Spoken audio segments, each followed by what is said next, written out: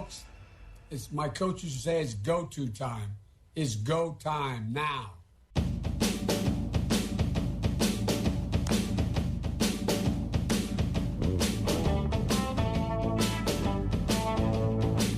Welcome to the Kyle Olson Show. We're getting down to the wire in the 2020 presidential campaign. Energy is building in Michigan for President Trump's re-election. We saw that during his recent rally near Saginaw. I'm so glad to have Hogan Gidley, National Press Secretary for the president's campaign, joining me now. So the president had a big win this week with the Big Ten football season finally starting. What difference do you think that will make? It'll have a big difference, I think, in reminding people just where this president stands on a whole host of issues. We want the country to get back up and running again. We want it to be safe, though, and be done the right way. A lot of other conferences, as you know, the ACC, the SEC, we're going to play. And I think a lot of folks on the ground in a lot of the Big Ten states were a little concerned and wanted to see football. Look, we all want a release at this point. My goodness, we've been dealing with this coronavirus now for 9 months. It's been a significant part of our lives. It's caused so much death. It's caused damage to our livelihoods. And you know, I think a lot of people just wanted a release. And the president was excited about the potential to see some college football out there. He's kind of become a really big college football fan as president. He was more of a pro guy before. But I think he's really started to love and respect the college game. And when he saw the Big Ten wasn't playing, he wanted to reach out to him and say, look, we'll provide you guys with whatever you need, testing, however you want it. We just need to make sure that we get these kids out there in a safe way, if at all possible. So thankfully, that worked out. And we're going to be seeing some football soon. Yeah, that's good. And I know we're looking forward to it here. Our governor, of course, Governor Gretchen Whitmer, she was sort of the last holdout. And apparently there was just too much pressure. The president, of course, was putting on pressure. And so finally it's happening. So that's good. The president tweeted my Breitbart story on Thursday about Michigan Secretary of State Jocelyn Benson screwing up ballots being sent to overseas troops. Vice President Pence was omitted completely, totally missing from the ballot. The president said Benson did it intentionally. What do you think the motivation was? I don't know her intentions, and I've not spoken directly with the president about this, but I can tell you it often seems that whenever mistakes are made, whether they be in the media, whether it be by tech giants, whether it be by social media outlets, whatever it is, a Secretary of State and a ballot, it always seems to advantage the Democrats. It always cuts against the president. And so, you know, the people out there can draw their own conclusions. But as we move into a really, really tight election, people are on edge because of coronavirus. People, want to see this election go off in a manner that protects the sanctity of your own vote and of the election. It's quite concerning when stories like this start to pop up, but it's not not unpredictable. We've been talking about this for a while now, and these types of issues that they're seeing in this particular instance is not a good one. Not good for anybody. It definitely sows seeds of doubt into our process, and we want to make sure that every single vote that is cast is cast in the right way. We want to make sure that people receive the ballots they're supposed to receive, and it looks like this was a massive mistake on the part of the Secretary of State. Well, and to that point, a Michigan judge ruled on Friday that ballots may be accepted and counted up to 2 weeks after the election. There were other rulings in Pennsylvania this week, dropping some of the safeguards to ensure election integrity. At least that's what they're designed to do. It seems to me the rules are being changed in the final days of an already highly contentious election, and it will just sow seeds of doubt about the outcome. What is your reaction to these rulings? A few things.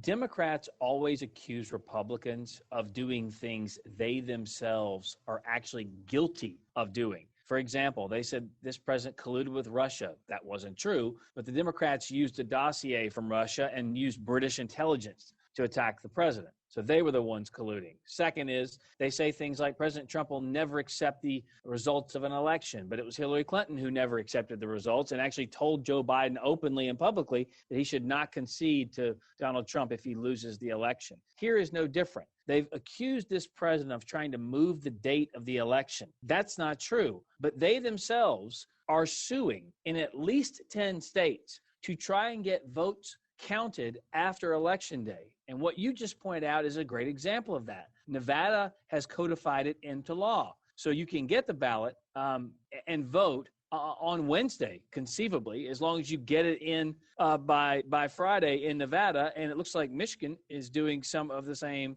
stuff. Pennsylvania is looking at some of the court cases there too, because Democrats have this idea that if they can send out ballots in prepaid envelopes from the government, they know that when that ballot and that envelope gets back to the post office, that the post office doesn't scan prepaid envelopes with a date. So there's no way to know when that ballot was cast. So theoretically, in the states you're talking about, you could wake up on Wednesday morning and see, wow, Donald Trump's ahead by 100 votes. I'm going to go find 101 votes. And by law in those states, you can now get them, find them, and cast the ballot after Election Day. It absolutely is fraught with fraud, waste, and the potential for massive abuse. You're exactly right. In Oakland County, which is one of the most, swing counties in the state of Michigan, the county board of commissioners voted to send applications and ballots to people with those very same pre-approved or prepaid envelopes that are not postmarked. That's what's significant about that. They are not postmarked. So if they can figure out how to get ballots after Election Day to figure out what difference they need to make up, I mean, this is just, it's hard to believe that this is what's happening, but the Democrats are leading this. Now, there were eyewitness accounts from Detroit after the August primary that the city wasn't prepared to handle the number of absentee ballots, and as many as 20,000 votes were counted after 2 a.m., just pushed through the machines without being verified. Are you concerned that Democrats may try to steal the election in places like Detroit? Absolutely. Only because of past being prologued. The fact is, the Secretary of State in Washington State said if you want to do universal mail-in voting, which is done in 5 of the states in this country, but they've been doing it for a long time, that Secretary of State said it's going to take 5 to 10 years to get it right. Democrats are trying to change our entire voting system in 5 to 10 weeks. You cannot reasonably expect any entity to count votes by the tens of millions in a manner in which they've never done before, just a few weeks out before an election. We saw congressional districts in New York that it took them 6 weeks to find out the winner, and they were small, just several thousand votes. We saw issues in New Jersey as well, where they had to kick out tens of thousands of ballots.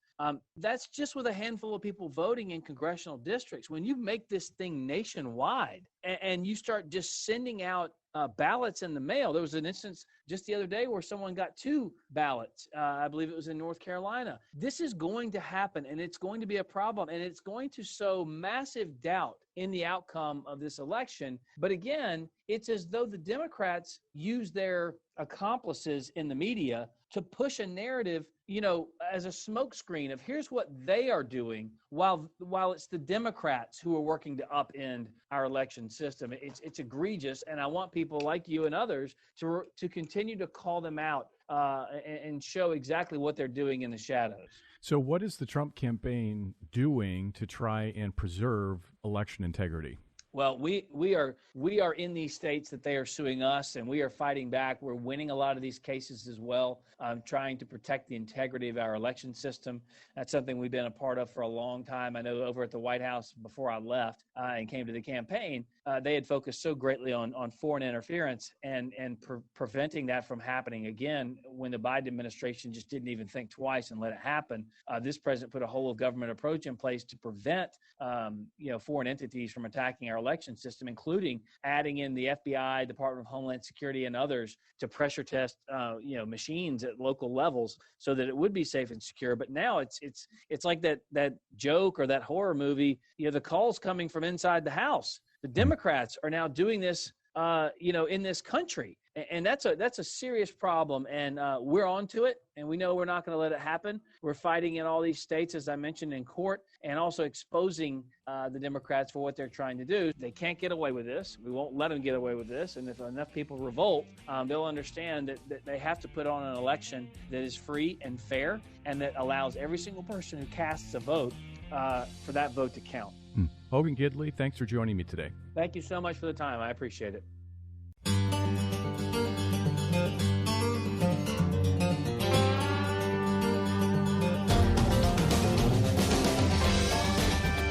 Welcome back to the Kyle Olson Show. Randy Peterson with the Texas Public Policy Foundation recently wrote an op-ed for the Austin American-Statesman on the dangers of cutting police budgets. As a police officer for 21 years, Randy has a unique perspective on how to reform policing by introducing better training and reducing over-criminalization within the criminal justice system. So first of all, Randy, thanks for joining me today. Thank you so much for having me. So first, let's take better training. How should training change? Well, currently, when we train police officers in the police academy, almost universally, we use what's called a block and silo type of instruction.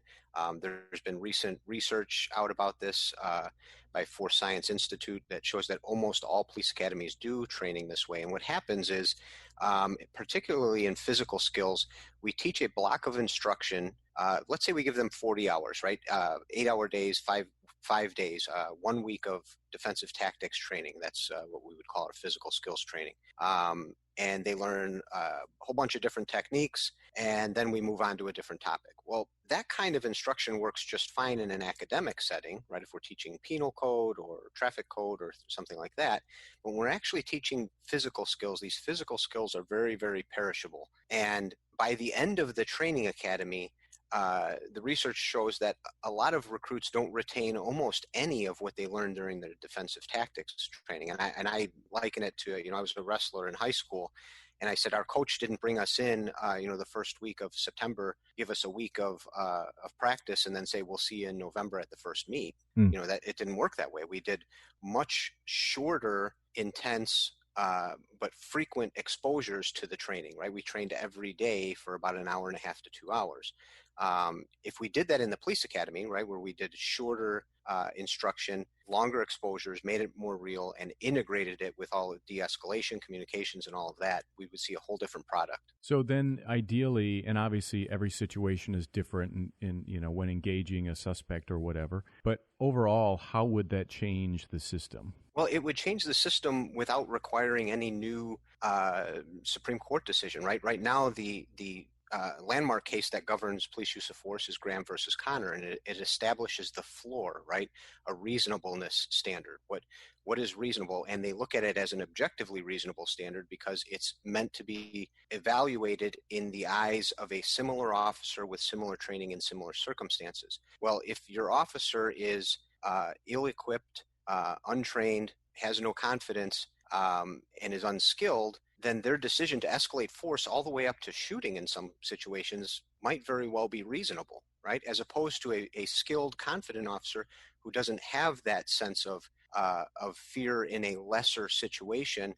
They're going to have an expanded use of force decision range where they can evaluate a situation more objectively because they're confident in their abilities to deal with that situation. They're going to make a more appropriate and a better use of force decision in almost all circumstances. So then you say reduce over-criminalization. What do you mean by that?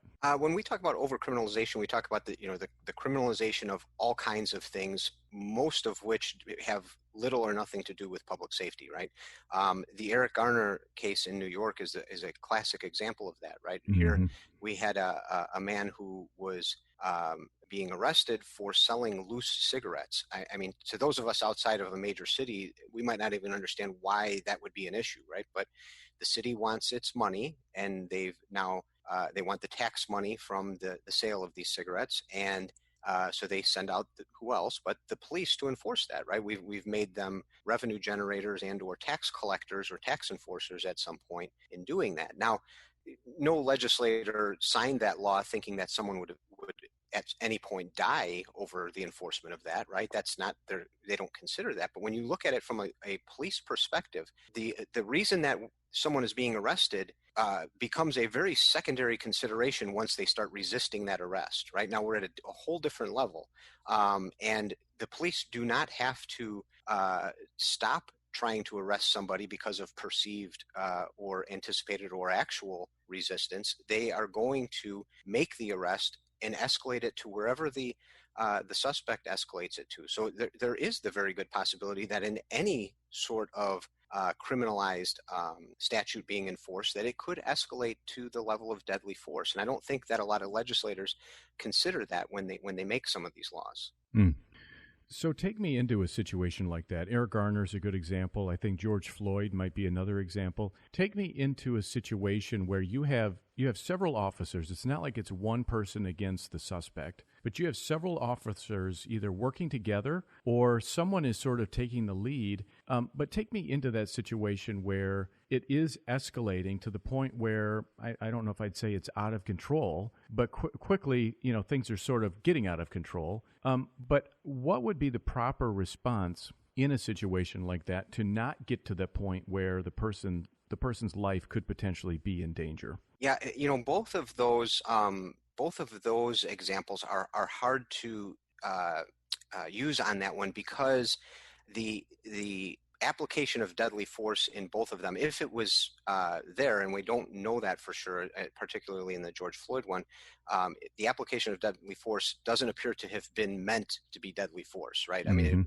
it's obviously intentional if the police officer shoots somebody, but all of these other ones have, both of those subjects had underlying health considerations that may have contributed to the fact that they died, that it may not have been completely the police action. But the overcriminalization is what brought us to the Eric Garner situation, right? So that he shouldn't have been in a position where he was fighting with the police officers. We can argue all day whether or not he should have fought with police officers at all, but there shouldn't have been a reason for them to have contacted him that way if we hadn't overcriminalized a lot of these lower level crimes. George Floyd was already wanted for a higher level crime, from my understanding, I think a forgery for counterfeit bills. So that's a little bit different. But in both of those situations, the resulting resisting arrest, which can happen in any sort of an arrest or enforcement of any statute, resulted in the death of the person, possibly or partly because of underlying health issues. In order to avoid now the situation with George Floyd, I think the lack of checking on the suspect's well-being is an issue there, right? We'll wait to see what happens, what a court decides on how culpable the officer was in his death. But I think in any circumstance, the lack of empathy shown there was what we all can see very clearly. What can we as a society realistically do about dealing with these sorts of situations? Because clearly there is, whether it's Black Lives Matter or it's, other organizations, Antifa even, there clearly is an anti-police agenda that's being pushed. And so these videos are circulated, they may be edited, the part where the 2 minutes at the beginning where, there's confrontation and all of that sort of thing is cut off. And so the narrative can be pushed. And so what it basically does is it sets the society, whether it's the media or it's the activists or it's just the casual observer, off on this mindset that the police are at fault. Where in a lot of situations, you take Jacob Blake, for example, he clearly was resisting arrest and was attempting to get away. There's speculation about what was in the vehicle, depending on who you listen to. But clearly the officers, at least it seemed like they believed they were in danger, and therefore, the rest happened. Unfortunately, we're out of time. Randy Peterson with the Texas Public Policy Foundation, thanks for joining me today. Thank you so much.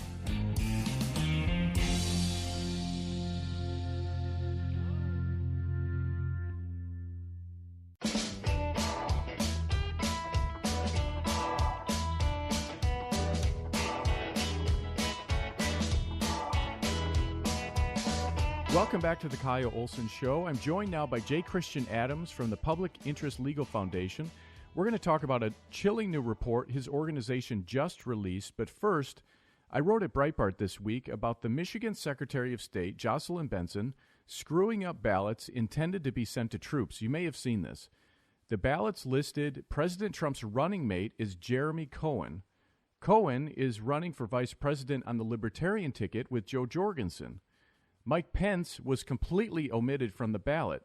Jorgensen didn't have a running mate listed, so there were a total of 3 errors on the single ballot. J. Christian Adams, what's your reaction to that? Well, when it comes to Jocelyn Benson, nothing surprises me. She is a Secretary of State that is deeply partisan, and sometimes the most partisan are the most incompetent. And so this doesn't surprise me because, frankly, it's very hard to fix. There's a way to do it in federal law, but it's very obscure. It's called the federal postcard. A soldier or sailor overseas can maybe send a postcard ballot, but they don't probably know about that. So this is really problematic. So the Public Interest Legal Foundation this week put out a report titled Critical Condition, American Voter Rolls Filled with Errors, Dead Voters, and Duplicate Registrations. The report found in Michigan in 2016, there were 7,140 same address duplicates showing second vote credit. What exactly does that mean? What that means is people are getting to register to vote multiple times, which falls on Jocelyn Benson for screwing that up.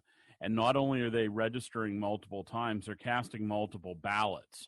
These are people with the exact same birth date, exact same first, last name, middle initial, at the same address, sometimes at a slightly different address.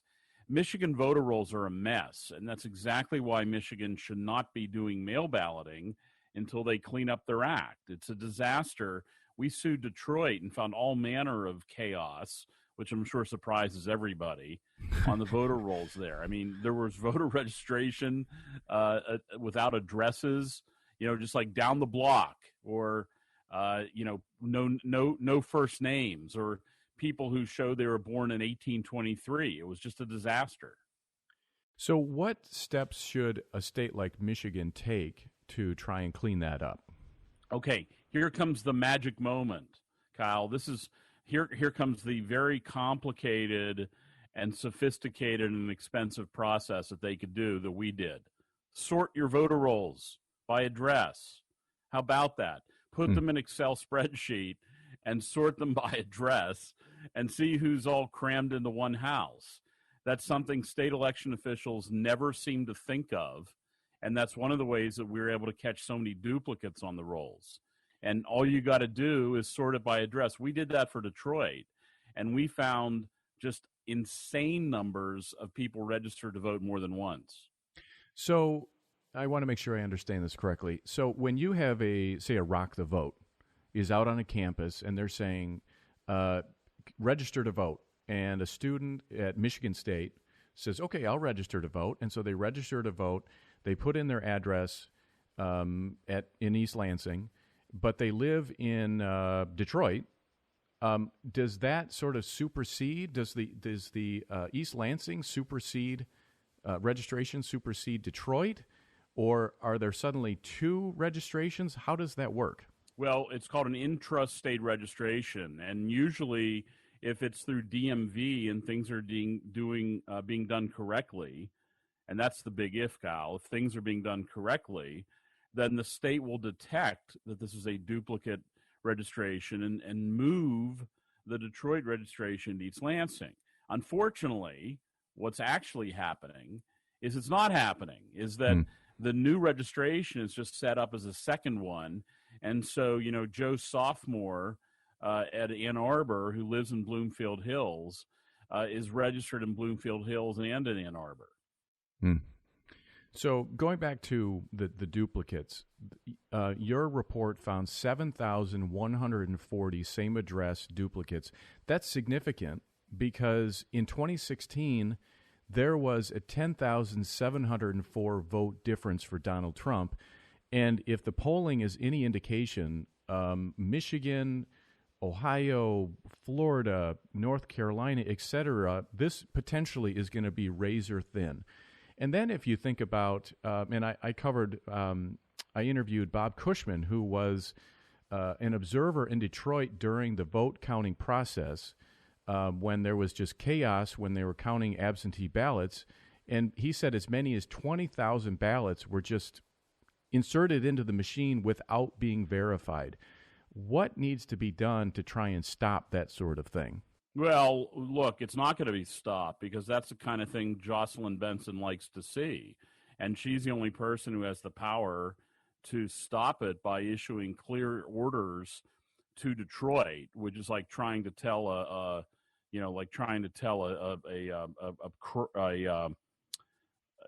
they're not listening. They're not paying attention. They don't want to listen. And so I will tell you that she could say you have to follow Michigan law or else don't run those things through the counter. You're supposed to follow the procedures before you just shove them into a counter. And sadly, I've seen that all over the country. When I was at the Justice Department in the voting section, that was one of the notorious ways that elections got cooked, was absentee ballots are just shoved into the counter before they could be verified. Is that what is really going on here? Because you take a state like Michigan, we've had absentee voting for a long time. I don't know how long, but, a long time. People are used to that. But if you go from absentee voting to vote by mail, or you try and put a huge emphasis on absentee balloting, which is what's happening, it's what Jocelyn Benson and Gretchen Whitmer are doing, the system clearly, and we saw this in the primary, and Detroit's a good example, the system is not prepared to handle that. And it doesn't seem like there are the mechanisms in place to be able to handle that in November.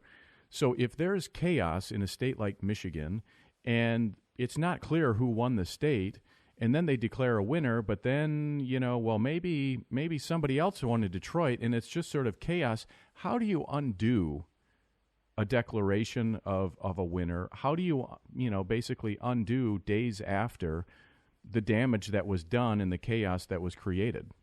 You can't. It's like cutting down an oak. It's over with. And it's worse than that because it instills skepticism among the body politic about the system, and it's destabilizing. Look, Jocelyn Benson was elected because the people who supported her, particularly her buddy George Soros, who was deeply involved in funding her campaign, those people want chaos. They don't like restraints on the system. They don't like the rules that require you to possibly throw votes out or ballots out that are invalid out of Detroit, because they don't like the idea that anything gets thrown out. You have to understand that. This is an effort to create a direct democracy as much as they possibly can. They're big fans of a new system of voting, and they're not big fans of what the founders had in mind. And so this is just part of the long march through the institution of election integrity. And if Detroit just starts shoving ballots into the counter, I can almost assure you that Jocelyn Benson is not going to get around to saying anything about it. Right. Now, your report also found that there were 34,225 deceased voters still registered in Michigan.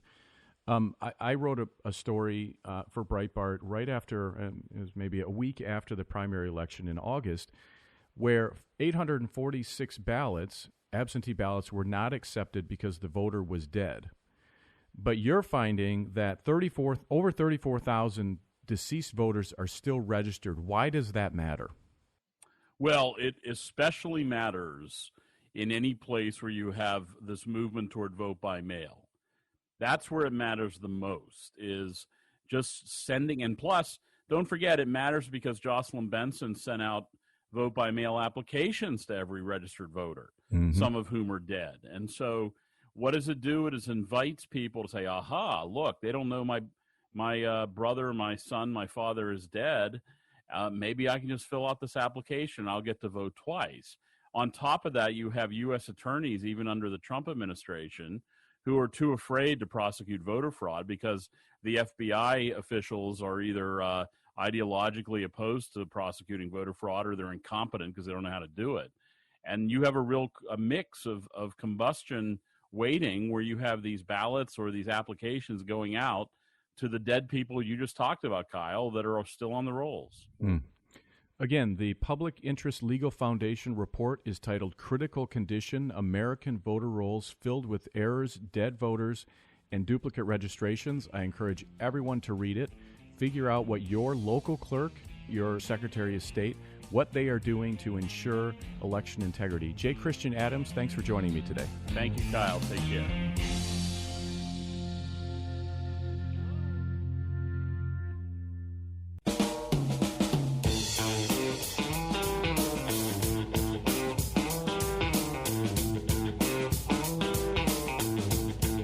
Welcome back to the Kyle Olson Show. Joining me now is David Dudenhofer, who is running against Rashida Tlaib in the 13th Congressional District in Michigan. So, David, you face an uphill battle, but what are you doing to convince Democrats in Detroit to vote for you? I don't think I really have to convince them. I think Rashida Tlaib does that for me. Her views are extremely out of touch with the community, including her call for Chief Craig's resignation and defunding the police and taking the ability for law-abiding gun owners to not be able to defend themselves by disarming them. This is not what Detroiters want. It's reflected in the things that we're hearing when we're door knocking. People just do not want that kind of radicalism. They want safer streets. They want job opportunities. They want health care fixed. And they believe that Rashida is just out there representing herself. So in addition to what would you call that? Security, I guess. What issues are you finding are resonating with those traditionally Democrat voters? Yeah, right now we've done a couple of polls just to get a sense of that, but it really just confirmed what we knew already. They really do want their healthcare system fixed. They're tired of the Band-Aids. They're tired of it being used as political talking points every 2 years by members of the political class. They want career paths, opportunities, whether that's, an easier pathway for higher education. Doesn't need to be necessarily college, but apprenticeship programs, some type of skills trades. They want long-term careers. They want safer streets, and they want to restore faith in family again. They're seeing what's going on across the country with the destruction of the two, the mother and the father at home. They want to, have that restored. They want, faith in family restored, as I said, and they're just not seeing that. And I believe that we have an opportunity based on not just, rallying the base, not just rallying the primary opposition to Ms. Tlaib, but there are approximately 525,000 registered voters in this district. Ms. Tlaib received about 165,000 votes 2 years ago. And the Republican, who's been a placeholder, for lack of a better expression, for the past 30 years, has typically received about 40 to 50,000. That leaves many, many votes on the table, at least 100 to 125,000 votes on the table of registered voters. We believe when you add all that up, that we've got a tremendous opportunity to shock the world this year, and that's what we intend to do in November.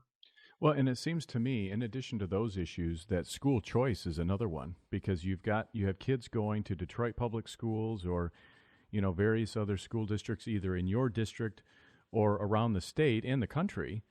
And the Democrats, Rashida Tlaib, they're protecting, Joe Biden's another one, they're protecting the teachers' unions, they're protecting the status quo. Joe Biden has been very clear that he wants to eliminate charter schools. Just think about what that would do to families in Detroit and in your district. But it just seems to me that there are so many sort of traditionally Republican issues, Republican positions that are coming home to so many traditionally Democrat voters, that I think that there's candidates like you that have a chance and can actually, convert a lot of those people. I think another one, of course, is defunding the police, which Rashida Tlaib and a lot of those other sort of progressive elites, they have no problem saying we need to defund the police. What are you hearing from constituents in your district about what defund the police would actually do to their community? They're frightened of it. Yeah, they see the crime that's on the streets, and Chief Craig has done a fantastic job of bringing that down. He's implemented a program that's called the Neighborhood Patrol Officer Program, and since he's done that approximately 10 years ago, communities have gotten more in touch with their neighborhood patrol officers. I have the cell phone to mine. Our community has a meeting 4 times a year. They come, they attend, they tell us what's going on. People are connected with their law enforcement, and they fear that by defunding the police, that connection would be lost. And if it's lost, then we turn our safe streets into criminal empowerment zones. And that's not what they want. And so we're not only hearing that as we're talking to the constituents, but it's being reflected even in local media, just around the community, business section of town. People are just not wanting that. And so, really what they thought they were going to get with Rashida Tlaib, they feel like they've been sold a bill of goods. But they've just been looking for, an alternative voice that they can trust. And Republicans have just treated Wayne County like a doormat, for lack of a better expression, over the past 70 years. Mm-hmm. And what we're saying is we're here. We're established. We've established an office in the center of the district where people can come. That's the first time in 30 years a Republican has done that. We're knocking doors in all of the communities. We're engaged with everybody. We're making connections with the churches. We're doing the things that you have to do to win. And we're raising the money. We've got over 12 to 13,000 donors nationwide and in the district who are supporting us. And so all of that put together, we feel like we've got a tremendous opportunity to not just give them a better alternative, but to flip the script, to flip the narrative, and really empower people to do better in their lives by giving them more of their freedom back. That's what we're giving. That's what we're presenting. Some real horror stories came out of Detroit during the primary absentee ballot counting process, where there were as many as 20,000 ballots not verified and just fed into the machines. What are you doing to ensure that there will be election integrity for your campaign in Detroit? Yeah, so I'm also the 13th Congressional District Chair. I'm working closely with State Party as we are recruiting precinct workers as well as poll challengers.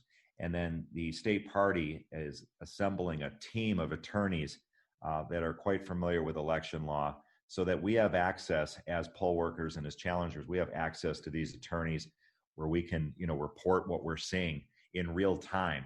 And so we feel that between all of that, and of course, we're sending an army of folks down to what was once Cobo Hall. I believe they're called the TCF Center now, but that's where they do the absentee count.